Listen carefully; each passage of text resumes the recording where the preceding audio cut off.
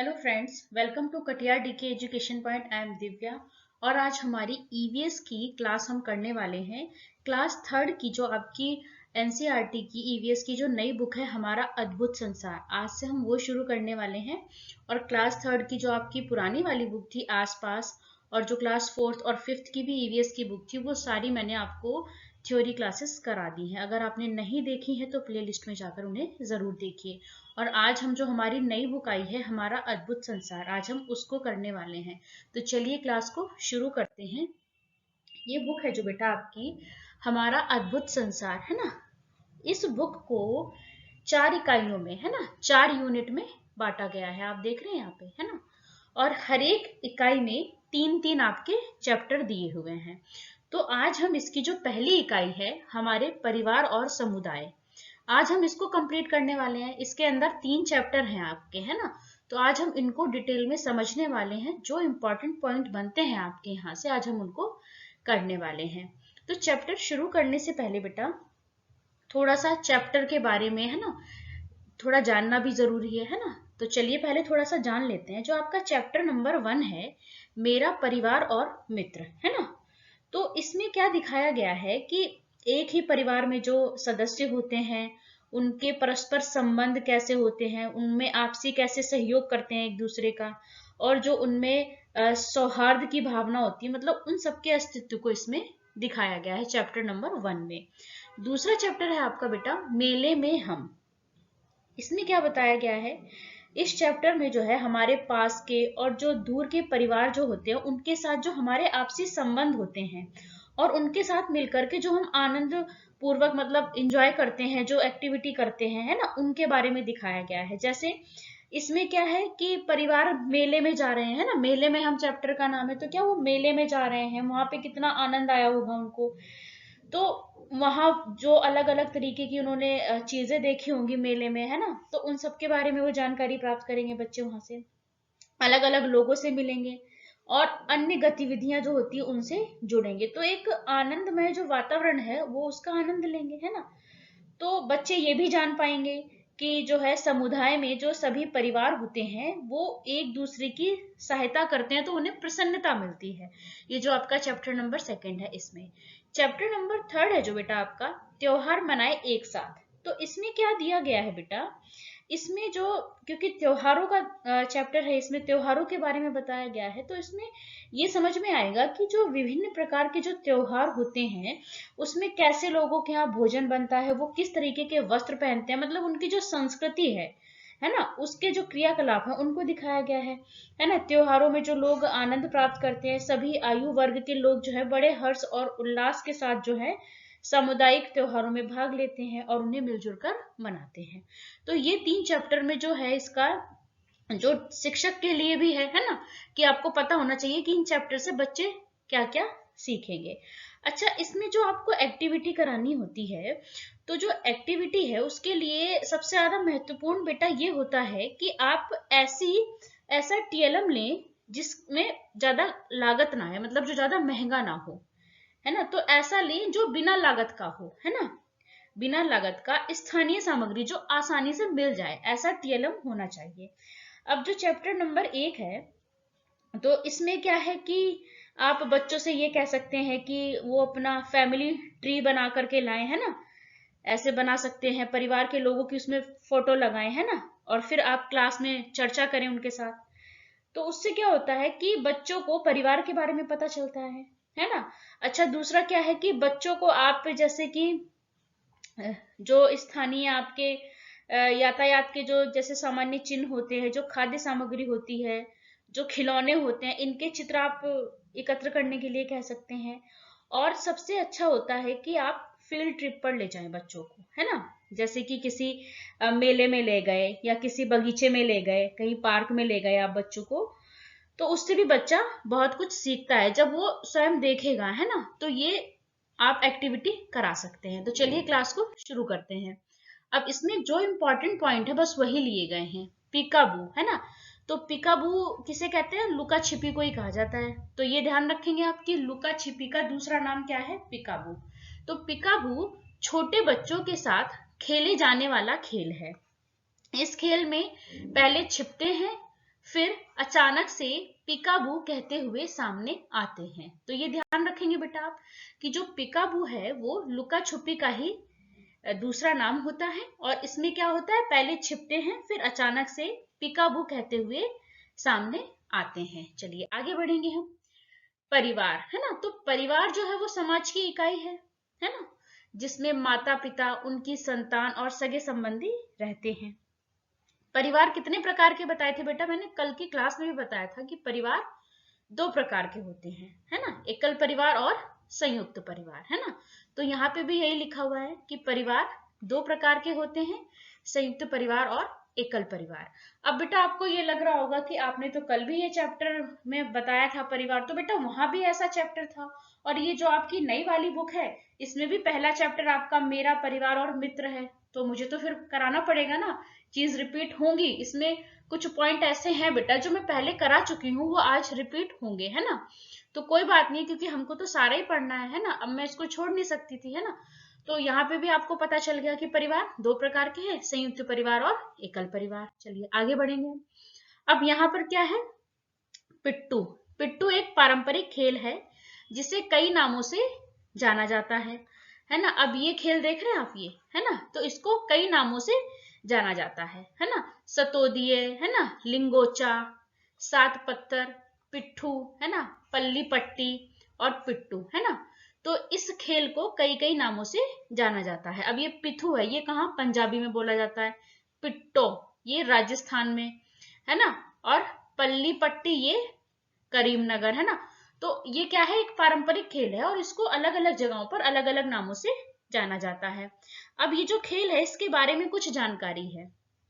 तो ये एक आउटडोर टीम गेम है, देख रहे हैं आप इमेज में, और आप में से तो बहुत से लोगों ने इसे खेला भी होगा, है ना। इसमें छोटे छोटे चपटे और गोलाकार पत्थरों से टावर बनाया जाता है। आप इमेज में देख सकते हैं बेटा कैसे बनाया हुआ है ना। एक टीम इस टावर को कपड़े या जो गेंद होती है उससे तोड़ती है ना। टावर टूटने के बाद दूसरी टीम जो है वो टावर तोड़ने वाली टीम के खिलाड़ियों को उसी गेंद से मारती है ना। जिस खिलाड़ी को गेंद लगती है वो आउट हो जाता है। तो ये समझ में आ गया आपको, है ना।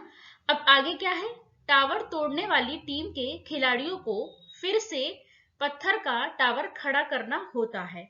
इस खेल को त्वरित कार्यवाही और सही समय पर प्रतिक्रियाओं पर आधारित माना जाता है। ऐसा माना जाता है कि इसकी शुरुआत जो है वो दक्षिण भारत से हुई है इस खेल की।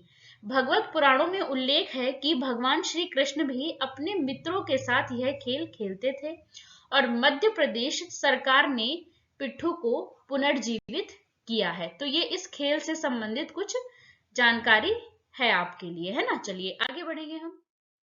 कुंभ मेला, है ना। तो कुंभ मेला विश्व का सबसे बड़ा पर्व है ना।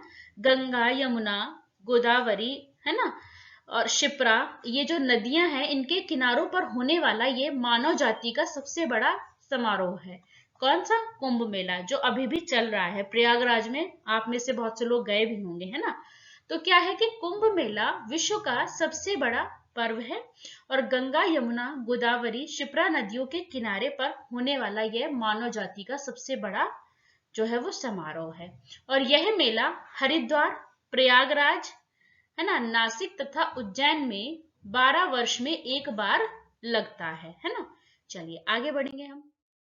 सरसों और बुरांश के फूलों का महत्व, है ना। अब ये जो सरसों का फूल है और ये जो बुरांश के फूल है इसका क्या महत्व है हम ये जानेंगे, है ना। तो जो सरसों का फूल है आप में से कुछ लोगों ने देखा भी होगा बेटा, ये है सरसों का फूल, है ना। तो जो सरसों के फूलों को शुभ माना जाता है और कई संस्कृतियों में समृद्धि और ये सौभाग्य का प्रतीक है। माना जाता है कि उन्हें दरवाजे पर रखने से घर में आशीर्वाद और प्रचुरता आती है। किससे, सरसों के फूल से। अब ये इमेज देख रहे हैं बेटा, ये क्या है, बुरांश के फूल की। तो बुरांश के फूल जिन्हें रोडोडेंड्रोन फूल भी कहा जाता है, ये हिमालय क्षेत्र के जो है वो मूल निवासी हैं और अपने जीवंत लाल रंग के लिए ये जाने जाते हैं।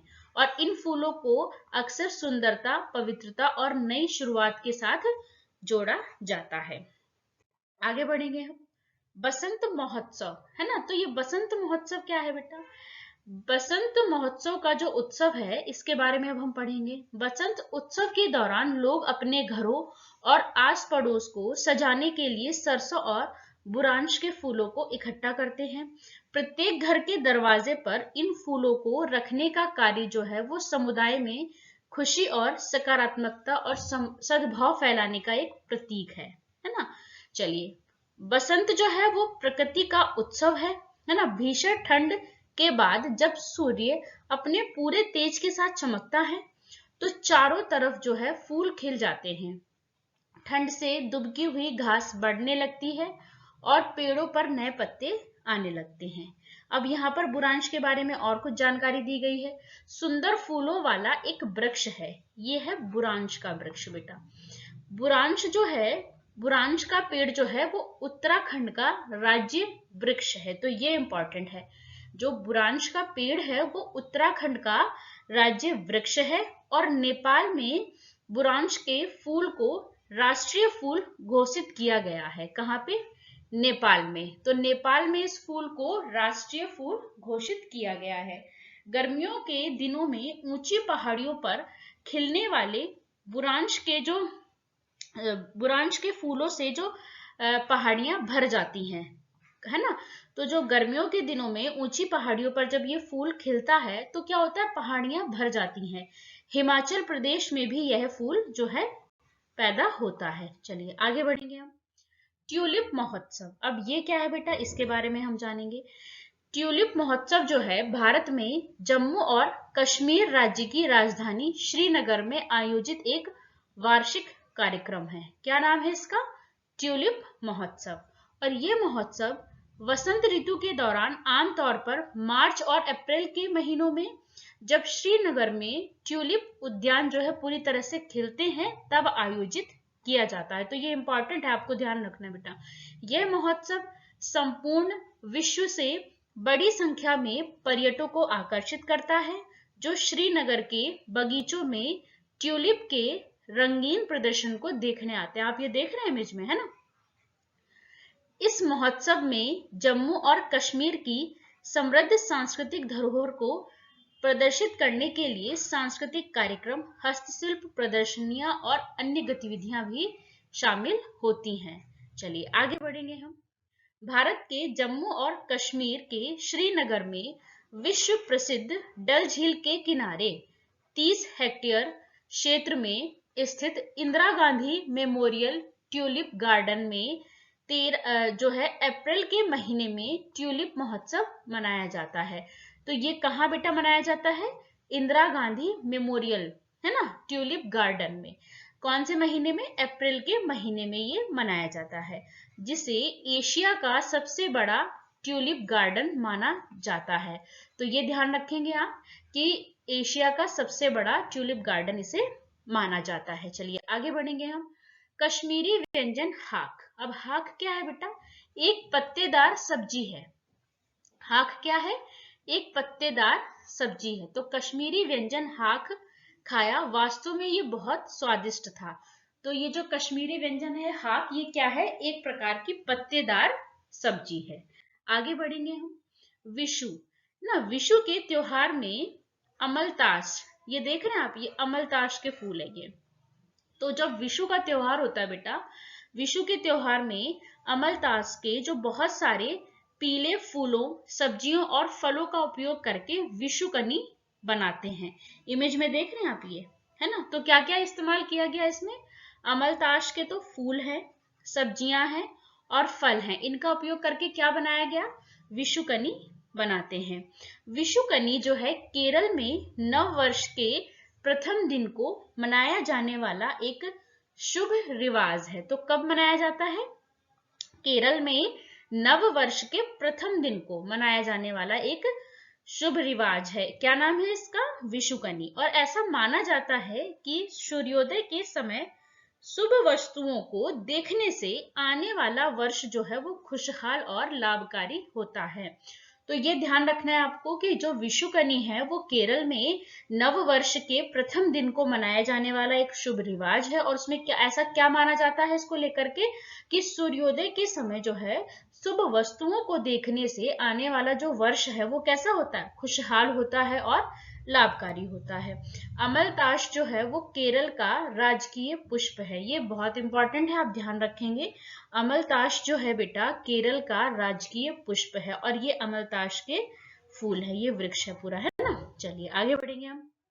सरहुल, अब ये जो त्योहार है इसके बारे में हम पढ़ेंगे। तो बसंत ऋतु का त्योहार सरहुल त्योहार जो है वो उसको झारखंड में बसंत ऋतु में मनाया जाता है। तो ये कहाँ मनाया जाता है, झारखंड में। सरहुल का त्योहार कब मनाया जाता है, बसंत ऋतु में मनाया जाता है। लोग अपने रीति रिवाजों के अनुसार जो है पारंपरिक पोशाक पहनते हैं और जो साल यानी कि सखुआ जिसे बोलते हैं उसके पेड़ तक जुलूस निकालते हैं। आप ये देख रहे हैं, ये सखुआ का पेड़ है ना, यहाँ तक जुलूस निकालते हैं। तो ये इंपॉर्टेंट है कि सरहुल का जो त्योहार है वो वसंत ऋतु का त्योहार है और झारखंड में जो है वसंत ऋतु में सरहुल का त्योहार मनाया जाता है और लोग अपने जो रीति रिवाज हैं उनके अनुसार जो अपने पारंपरिक पोशाक है वो पहनते हैं और जो साल का पेड़ होता है जिसे सखुआ भी कहते हैं वहां तक जुलूस निकालते हैं। वे साल के फूल और ताजे अंकुरित अनाज लेकर जाते हैं। तो क्या क्या लेकर के जाते हैं, साल के फूल और ताजे अंकुरित अनाज लेकर जाते हैं।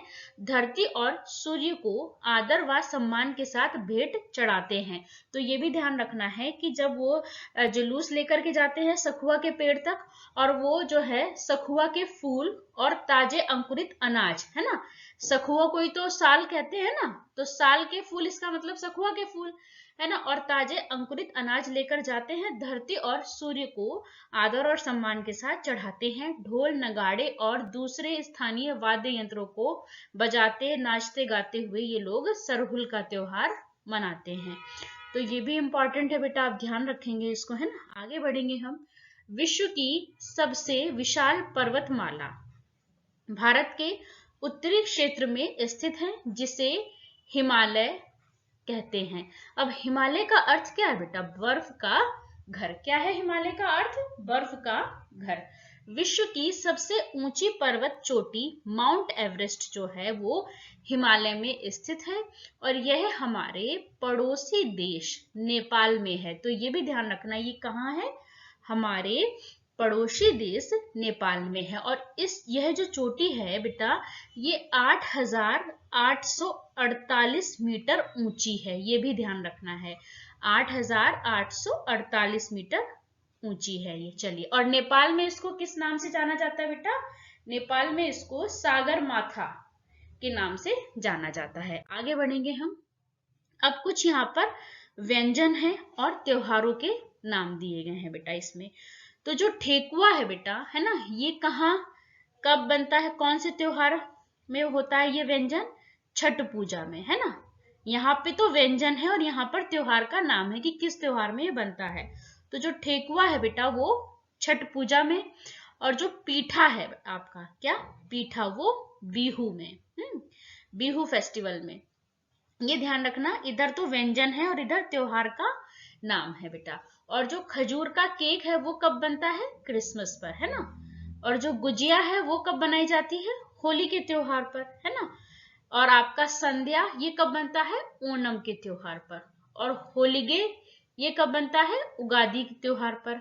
और जो सेवैया है बेटा ये ईद उल फितर, जब ये ईद उल फितर होता है, जब ये फेस्टिवल होता है तो सेवैया बनती हैं। तो ये ध्यान रखेंगे आप कि ठेकुआ छठ पूजा से संबंधित है, पीठा जो है वो बिहू फेस्टिवल से संबंधित है, खजूर का केक कब मनाया जाता है, जब क्रिसमस सेलिब्रेट करते तो खजूर का केक बनाते हैं, गुजिया कब बनाई जाती है, जब होली का त्योहार होता है, ऐसी सदिया जब ओणम का फेस्टिवल होता है, होलीगे जब उगादि का फेस्टिवल होता है और सेवैया जब ईद उल फितर फेस्टिवल मनाया जाता है, ये तब होता है। तो चलिए वीडियो यहीं पर हमारी कंप्लीट होती है। तो आज हमने इसकी एक इकाई पूरी कंप्लीट कर ली है जिसके अंदर हमने 3 चैप्टर को समझा है और जो इसके पेडागोजिकल टर्म थे मैंने आपको वो भी शुरू में बता दिए हैं। ऐसे करके हम इस पूरी बुक को कंप्लीट कर लेंगे। वीडियो अच्छी लगे तो लाइक करें, शेयर करें, चैनल को सब्सक्राइब करें। Thanks for watching this video.